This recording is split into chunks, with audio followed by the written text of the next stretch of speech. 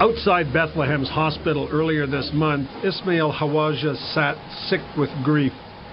The Israelis had killed his wife Huda, he told CBC, with an explosion at their home. As is often the case, his story of abuse by soldiers couldn't be verified. The army had nothing to say, and what was happening inside the refugee camp was off limits to foreign reporters.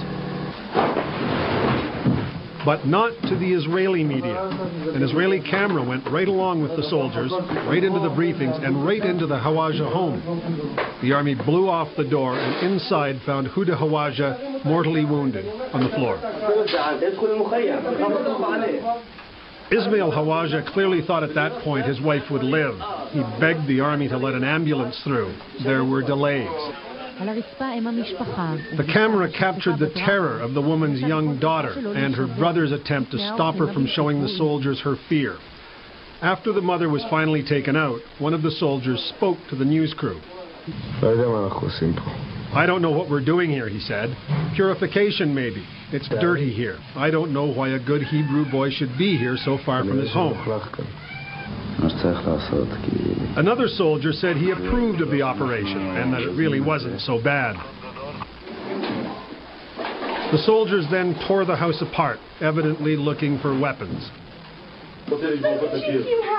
In another scene, a girl begged soldiers not to demolish her home's wall, but in vain. Soldiers commonly smash walls to get into adjacent houses.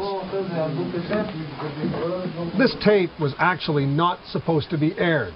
The arrangement is this. All three networks here agree that if the army doesn't like what's filmed, the footage is never broadcast. In this case, the army decided this tape was too embarrassing, too damaging, so it ordered it shelved. But this past weekend, Israel's Channel 2 decided to break the embargo, and the army and the government and a lot of viewers did not like what they saw. So, on the one this side, Israeli official, who strongly condemns Palestinian censorship, had this to say. I would have expected, a little bit more, I would call it self-censorship on the part of the Israeli media. Israel's second biggest newspaper splashed it all over page 1 today under the headline, "Gaffe."